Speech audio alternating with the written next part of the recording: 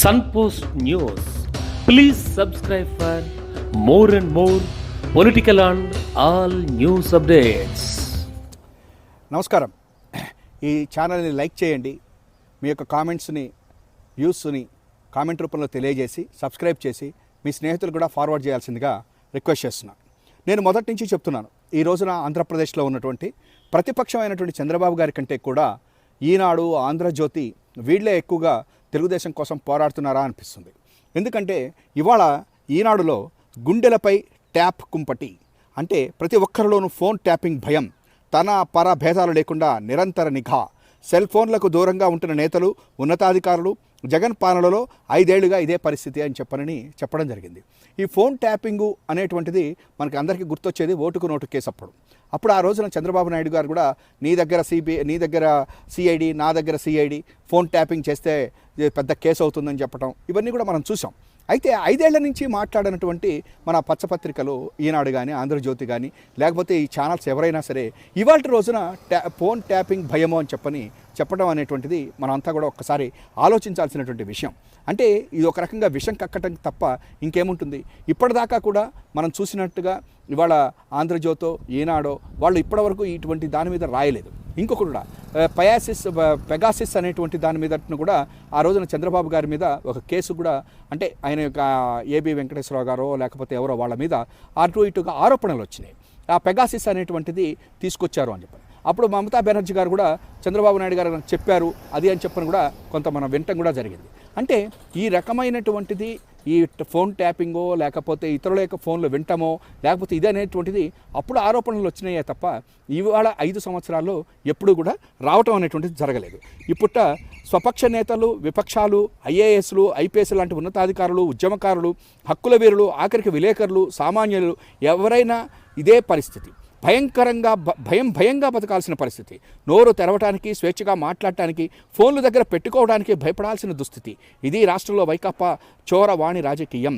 పరాకాష్ఠకు చేరిన వశీకరణ, ఇవన్నీ వైకాపా సర్కారు వారి టాప్ స్టోరీస్ అని చెప్తే చాలా బాధేసేది ఏంటంటే ఇంత దారుణంగా హక్కుల యొక్క దానికి ఎవరున్నారు ఇవాళ రోజున స్వేచ్ఛగా మాట్లాడుతున్నారు. ఇవాళ ఛానల్స్లో కూర్చొని ప్రభుత్వాన్ని తిడుతూ ఉన్నారు. జగన్మోహన్ రెడ్డి గారిని పర్సనల్గా కూడా మాట్లాడుతున్నారు. ఆయన వ్యక్తిగత దూషణలు చేస్తున్నారు. అటువంటి పరిస్థితులలో లేనటువంటి ఇబ్బంది ఇంకా దేనికి ఉంటుందండి. ఇంకొకటి, ఉద్యమకారులు, హక్కుల వీరులు, ఆఖరికి విలేకరులకి నిజానికి ఇక్కడ ఉన్నటువంటి విలేకరులు పంపించినటువంటివన్నీ మన పేపర్లలో వస్తూనే ఉన్నాయి. వాళ్ళు హైదరాబాద్లో కూర్చుని బ్రహ్మాండంగా రాస్తూనే ఉన్నారు ఈ ప్రభుత్వం మీద. అటువంటి పరిస్థితులలో ఇవాళ రోజున ఈ యొక్క చోర వాణి, వైకాపాలో రాజకీయం, వశీకరణ, ఇవన్నీ కూడా ఒక రకంగా చెప్పాలంటే వారు కక్కుతున్నటువంటి విషయం తప్ప వేరే ఇంకేమీ కాదు అని చెప్పనని మనం చెప్పక తప్పదు. ఎందుకంటే ఇవాళ రోజున ఎవరో సీనియర్ రాజకీయ నేత తనతో మాట్లాడేందుకు అనుకుంటా ఎవరు వచ్చినా వారి మొబైల్ ఫోన్లు, స్మార్ట్ వాచ్లు, ఇతర ఎలక్ట్రానిక్ పరికరాలు స్విచ్ ఆఫ్ చేయిస్తారు. ఇటువంటివన్నీ జనరల్గా మనం ఎవరైనా పెద్దవాళ్ళు, అంటే నా సబ్జెక్టు కరెక్షన్ లేకపోతే ఏమైనా అనుకోకపోతే పెద్ద వాళ్ళ దగ్గరికి వెళ్ళేప్పుడు ఫోన్లన్నీ కూడా బయటే పెట్టి వెళ్తుంటాం. మనం ఇవాళ రోజున చాలా చోట్ల మన హైదరాబాద్లోనే ఉన్నటువంటి కొన్ని ఛానల్స్లోనో లేకపోతే అక్కడ కూడా మన ఫోన్స్ కూడా బయట పెట్టేటువంటి అవకాశాలు కూడా ఉన్నాయి ఇవాళ రోజున. అంత మాత్రాన్ని నుంచే ఇవాళ జగన్మోహన్ రెడ్డి గారి దాని విషయంలో ఈ రకంగా రాయటం అనేటువంటిది ఒక రకంగా చెప్పాలంటే ప్రతిపక్షం కంటే కూడా వీళ్ళదే ఎక్కువగా ఉన్నది అని చెప్పక తప్పదు. అయితే ఇంకొకటి కూడా ఏంటంటే ఇవాళన ఈ యొక్క జగన్మోహన్ రెడ్డి గారి మీద ఇంకొక కొత్త ఇది ఇవాళ తీసుకురావటం జరిగింది. ఈ రకమైనటువంటిది ఇంకా ముందు మనం ఇంకా చాలా కూడా చూస్తాము అని చెప్పనని నేను చెప్పదలుచుకున్నా. ఇంకొక విషయాన్ని ఇవాళ రోజున మీరు గనక చూస్తే ఈ యొక్క గుండెల మీద ట్యాప్, దాని మీదట్న దొరకని కష్టాలనుకుంటా, ఇది వాళ్ళు రాసినటువంటిదే తప్ప లింక్ పంపి ట్రాక్ చేసేందుకు అవకాశాలు, మొబైల్ ఫోన్ ఉందా నోరు కట్టుకోవడమే నయం, ఇటువంటివన్నీ కూడా వీళ్ళు రాసినటువంటి తప్ప ఇది ఎవరు కూడా చెప్పింది కాదు, లేకపోయేటైతే వేరేది కాదు. కానీ ఒక్కటి మాత్రం నిజం, ఫోన్ ట్యాపింగ్ అనేటువంటిది సీరియస్ ఇష్యూ. అయితే ఫోన్ ట్యాపింగ్ జరుగుతోంది అనేటువంటిది ఎటువంటి ఆధారాలు లేకుండా ఎటువంటి ఆరోపణలు చేయటమో అనేటువంటిది కూడా డెఫినెట్గా ఎలక్షన్ కమిషన్ ఒకసారి ఆలోచన చేయాల్సి వస్తుందేమో అని చెప్పని నాకు అనిపిస్తూ ఉంది. సుమోటో కూడా ఇట్లాంటి వాటిని తీసుకోవాల్సినటువంటి అవసరం కూడా కనిపిస్తూ ఉంది. ఎందుకంటే ఎటువంటి ఆధారాలు లేకుండా ఒక ప్రభుత్వం మీద, ఒక ముఖ్యమంత్రి మీద ఈ రకమైనటువంటిది మీడియాలో, ముఖ్యంగా ఒక పత్రికలో రాయటము అనేటువంటిది కరెక్ట్ కాదు అని చెప్పనని నేను అనుకుంటున్నాను. ఇక రెండవది, గంజాయి మొక్క, ప్రజాస్వామ్య వనంలో గంజాయి మొక్క అనేటువంటిది రాశారు. మనం ఎప్పటి నుంచో చెప్తూ ఉన్నాం, గంజాయి అనేటువంటిది ఆంధ్రప్రదేశ్లో చంద్రబాబు నాయుడు గారి సమయం నుంచి వెర్రి తలలో వేసిందే అనేటువంటిది. అంతేకాదు ఆంధ్ర యూనివర్సిటీలో మన గంటా శ్రీనివాసరావు గారు అప్పుడు మంత్రిగా ఉండి ఆయన కూడా విజిట్ చేసి అక్కడ ఉన్నటువంటి వాటన్నిటి మీద కూడాను మాట్లాడటం కూడా జరిగింది.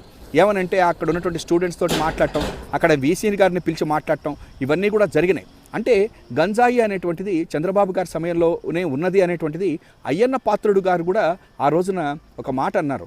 గంజాయి మనకి ఇక్కడ కొంత ఆరోపణలు కూడా చేసుకుంటూ వచ్చి పెద్ద వాళ్ళు కూడా దీంట్లో ఉన్నారు అని చెప్పారు. అంతేకాదు గంటా శ్రీనివాసరావు గారు ఇప్పుడే క్యాబినెట్ మీటింగ్ జరిగింది. క్యాబినెట్ మీటింగ్లో ఈ యొక్క గంజాయి విషయం వస్తే పోన్లో దీని విషయంలో ఉన్న మనం మొదటి స్థానంలో ఉన్నాము అని చంద్రబాబు గారు ఏదో ఒక డోకో ఏదో వేశారు అని కూడా చెప్పారు. అటువంటి పరిస్థితుల్లో ఇవాళ రోజున గంజాయి గురించి మాట్లాడటం అనేటువంటిది ఎంత మటుకు కరెక్ట్ అనేటువంటిది ఆయనే చూసుకోవాలి. ఇంకొకటి ఏంటంటే ఎటువంటి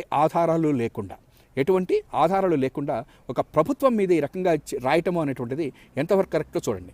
జగనన్న పాపాలు, జగన్మోహన్ రెడ్డి రోడ్లు వేయలేదు, రాజధాని కట్టలేదు, అభివృద్ధి చేయలేదు, ఉద్యోగాలు ఇవ్వలేదు, పోలవరాన్ని పట్టించుకోలేదు, ముఖ్యమంత్రిగా చేయాల్సిందేది చేయని జగన్ చేయకూడని పాపిష్టి పనులు ఎన్నో చేశారు. ప్రజల ప్రాణాలను తోడేసే గంజాయి భూతానికి బీభత్సమైన స్వేచ్ఛనిచ్చారు. మత్తు పదార్థాల వ్యాపారంలో మునిగి తేలుతున్న జగన్ పార్టీ నేతల సాక్షిగా ఏపీ ఇప్పుడు గంజాయి క్యాపిటల్ ఆఫ్ ఇండియా అయ్యింది. మాదక ద్రవ్యాల విషవృక్షానికి నీళ్లు పోసిన జగన్మోహన్ రెడ్డి పాలన బంగారు భవిష్యత్తు ఉన్న పిల్లలందరినూ జీవోత్సవాలుగా చేసింది. కుటుంబాలకు ఆసరా కావాల్సిన యువతను ఉచ్చం నీచం తెలియని నేరగాళ్లుగా మార్చింది అనేటువంటిది ఇట్ ఈస్ హైలీ అబ్జెక్షనబుల్.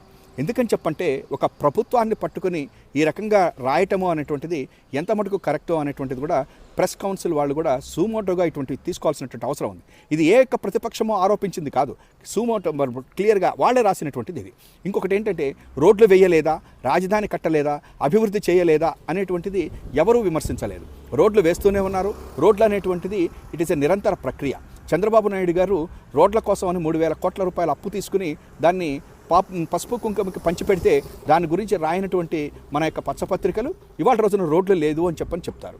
ఇంకొకటి రాజధాని కట్టలేదు అంటే మరి 5 సంవత్సరాల్లో చంద్రబాబు గారు రాజధాని కట్టేసేయచ్చు కదా. అమరావతి రాజధాని కట్టలేదు. ఆ రోజున కేంద్ర ప్రభుత్వం నాకు ఇవ్వలేదు, మోడీ గారు మనల్ని మోసం చేశాడు, మట్టి నీళ్లు ఇచ్చిల్లాడు అని చెప్పినటువంటి ఆయన ఇవాళ రోజున వచ్చేసరికల్లా బ్రహ్మాండంగా రాజధాని కట్టేసినటువంటి ఇది ఇస్తున్నారు. అంటే కేంద్ర ప్రభుత్వం ఆ రోజున మాకు ఇవ్వలేదు కాబట్టి నేను కట్టలేదు అని చంద్రబాబు గారు ఆ రోజున చెప్పడం కూడా మనం చూసాం. కానీ ఇవాళ రాజధాని విషయంలో కూడా కొంత ఖర్చు పెడుతున్నాము. ఆయన చెప్పిన ప్రకారం ఒక్కొక్క ఎకరానికి అటు ఇటుగా 2 కోట్ల రూపాయలు అవుతుంది. అంటే మొత్తం అటు ఇటుగా 100 కోట్ల రూపాయలు, ఫస్ట్ 1,00,000 కోట్ల రూపాయలు మొదటి యొక్క ఫేస్లోనే అవుతుంది అని చెప్పరని ఆ రోజున నారాయణ గారు శాసనమండలిలో చెప్పడం కూడా మనం చూసాం. కాబట్టి రాజధాని అనేటువంటిది 5 సంవత్సరాల్లో కట్టలేనటువంటి చంద్రబాబు నాయుడు గారు ఎంతసేపటిగా హైదరాబాద్ నేనే కట్టాను, హైటెక్ సిటీ నేనే తెచ్చాను అన్నటువంటి ఆయన ఏమీ చెయ్యకుండా రాజధాని వెళ్ళిపోతే దాని గురించి మాట్లాడినటువంటి వాళ్ళు. ఉద్యోగాలు ఇవ్వలేదు అంటే ఇవాళ 34,000 ఉద్యోగాలు ఆ రోజున ప్రభుత్వం వచ్చేటప్పటికి 2014లో అటు ఇటుగా ఆయన దిగిపోయే సమయానికి 2 లక్షల ప్రభుత్వ ఉద్యోగాలు ఉంటే కేవలం 34,000 ఉద్యోగాలు మాత్రమే ఆయన ఇచ్చి దిగిపోతే ఇవాళ రోజున గ్రామ సచివాలయాల్లో కానీ వీటన్నిటితోటి ఇవాళ జగన్మోహన్ రెడ్డి గారు ఆల్మోస్ట్ 6 లక్షల ఉద్యోగాలు ఇవ్వటమే కాకుండా ఇవాళ రోజున ఈ కేంద్ర ప్రభుత్వానికి సంబంధించినటువంటి పిఎఫ్ సంస్థ క్లియర్గా చెప్పింది 16 లక్షల ఉద్యోగాలు ప్రైవేట్ పరంగా కూడా ఈ రాష్ట్రంలో వచ్చాయి అని చెప్పనని. అటువంటి అభివృద్ధిని చూడలేక మరి రాశారా మనకు తెలియదు. ఇంకోటి గంజాయి అనేటువంటిది నిజం చెప్పాలంటే క్యాపిటల్ ఆఫ్ ఇండియా అని చెప్పని మాట్లాడుతున్నాము అంటే మనం ఈ రాష్ట్రం మీద ఎంత విషం కక్కుతున్నామో రామోజీరావు గారు లాంటి పెద్దలు ఆలోచించుకోవాల్సినటువంటిది ఉంది. మాదక ద్రవ్యాల విషవృక్షానికి నీళ్లు పోసినా అని చెప్పనని అదే రోజు ఏదో విజయవాడకు వచ్చినటువంటి ఒక కన్సైన్మెంటు దాని విషయంలో కూడా చెప్పడం జరిగింది. విజయవాడ అడ్రస్ వాళ్ళు పెట్టారు కానీ వాళ్ళు విజయవాడలో ఉండటం లేదు. వాళ్ళు ఏదో ఐఈసీ కోడ్ నెంబర్ తీసుకుని దాని మీద ఎవరికో ఇచ్చారు అని చెప్పనని అది మిస్యూజ్ అయిందని చెప్పనని ఆ రోజున వాళ్ళ యొక్క స్టేట్మెంటో ఏదో మొత్తం మీద మనకి న్యూస్ పేపర్లలో కూడా వచ్చింది. అది దాన్ని తీసుకుని వచ్చి ఒక ప్రభుత్వానికి అంటకట్టడం అనేది ఎంతవరకు కరెక్టో చూసుకోవాలి. అట్లాగే ముంద్రా పోర్ట్ అనేటువంటిది మరి గుజరాత్లో ఉంది. గుజరాత్లో ముంద్రా పోర్ట్లో ఇప్పటికి చాలాసార్లు ఈ మాదక ద్రవ్యాలు పట్టుబట్టడం జరిగింది. మరి అటువంటి రాష్ట్రానికి గుజరాత్ ఉన్నటువంటి రాష్ట్రానికి ప్రధానమంత్రి ఇంతకుముందు ఉన్నటువంటి మోడీ గారు, ఇప్పుడు ముఖ్యమంత్రిగా ఇంతకుముందు చేసినటువంటి మోడీ గారు మరి ఆ గుజరాత్ని ఆ రకంగా చేశారనే విమర్శలు అయితే ఇప్పుడు చేయటం లేదు. అప్పుడు అయితే ఆ రోజున మోడీ గారి మీద చాలా రకాలైన విమర్శలు చేశారు కానీ ఇప్పుడైతే పాపం సరెండర్ అయిపోయారు. బహుశా అందువల్లనే చేయటం లేదేమోనని అనిపిస్తుంది. ఏదేమైనప్పటికీ కూడా ఆంధ్రప్రదేశ్లో పేపర్లు చేస్తున్నటువంటి మీడియా చేస్తున్నటువంటి ఈ రకమైనటువంటిది ఎంతవరకు సమంజసం, ఎంతవరకు కరెక్టో అనేటువంటిది డెఫినెట్గా ప్రజలందరూ కూడా ఆలోచించాలి. ఎందుకంటే రోజు విషం చిమ్మటం తప్ప వేరే ఏమీ లేదు. ఒక్క రోజున వాళ్ళు రాసేటువంటి న్యూస్ రిపీటెడ్గా ఒక పేపర్లో ఇవాళ వస్తుంది, రేపు పేపర్లో ఇంకొకటి వస్తుంది. ఈ రకమైనటువంటిది జరగటం అనేటువంటిది ఒక రకంగా దురదృష్టకరం. అంతేకాకుండా ఇవాళ రోజున జగన్మోహన్ రెడ్డి గారిని టార్గెట్గా చేసుకుని ఇటువంటి విషయాన్ని రాయటము అనేటువంటిది డెఫినెట్గా ప్రజలు కూడా ఖండించాల్సినటువంటి అవసరం ఉంది. ఎందుకంటే ఇది మన యొక్క రాష్ట్ర బ్రాండ్ ఇమేజ్ అంటారే, ఆ బ్రాండ్ ఇమేజ్ని దెబ్బ కొట్టడమే అవుతుంది. ఇది గంజాయి క్యాపిటల్ ఆఫ్ ఇండియా అని చెప్పని ఎవ్వరూ అనలేదు, వారు రాసేశారు అని చెప్పంటే డెఫినెట్గా వీరి మీద ప్రెస్ కౌన్సిల్ అయినా చర్యలు తీసుకోవాలి. ఎందుకంటే ఇవి ఆరోపణలు మాత్రమే, నిరాధారమైనటువంటి ఆరోపణలు. వీళ్ళ దగ్గర ఎటువంటి ఎవిడెన్స్లు లేకుండా రాసేసినట్టుగా నాకు కనిపిస్తూ ఉంది. కాబట్టి డెఫినెట్గా దీని మీద ప్రజలందరూ కూడా ఆలోచన చేయాల్సినటువంటి అవసరం ఉన్నది అని చెప్పనని నేను ఇవాళ మీకు తెలియజేస్తూ, ఇవాళ ఆంధ్రప్రదేశ్లో అభివృద్ధి జరుగుతూ ఉంది. అభివృద్ధిని చూసి ఓర్వలేనటువంటి వాళ్ళు మాత్రమే మాట్లాడుతూ ఉన్నారు. ఎంతసేపటికి అమరావతి రాజధాని, ఎందుకంటే అక్కడ కోట్ల రూపాయల ఆర్థిక, రాజకీయ, సామాజిక సామ్రాజ్యాన్ని స్థాపిద్దాం అనుకున్నారు, అది కుదరలేదు. అందుకనే ఆయన మీద, జగన్ గారి మీద ఈర్ష్య, ద్వేషాలు వెలగక్కుతున్నారని ప్రజలు అనుకుంటున్నారు. ఇదే ఈ రకమైనటువంటి వార్తలు ఈ రోజు వాళ్ళు రాస్తారు, ఎన్నికలు అయ్యేదాకా రాస్తుంటారు. వాటి గురించి మనం రోజు చర్చించుకుందాము అని చెప్పని తెలియజేస్తా ఉన్నాను.